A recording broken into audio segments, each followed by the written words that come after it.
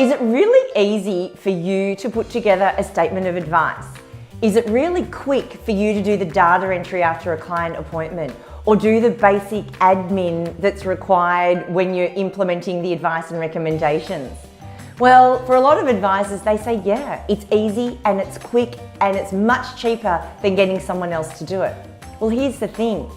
Let's just say that your time is worth around about $300 or $400 an hour. Now, firstly, I'm being conservative in saying that. Secondly, I said it's worth that. It doesn't mean that that's what you're charging your clients. However, for this example, let's assume it's about $300 or $400 and just say it takes you about 5 to 8 hours to put together a statement of advice because you can do it quicker and better than anyone else.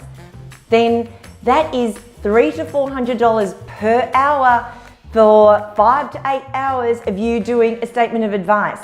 And I know you're really good at it and you probably think you can do it better and cheaper than anyone else. But you gotta admit there's someone out there who could do it for a lot cheaper than $300 or $400 an hour.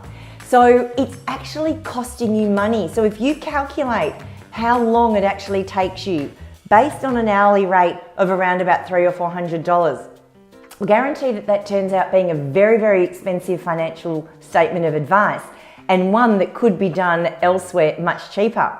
And here's the thing, that's just the financial cost. I didn't even mention the opportunity cost. So that is what else could you be doing with that time instead of sitting down writing a statement of advice. And when you put the financial cost and the opportunity cost together, like I said, that makes very, very expensive administration in your business.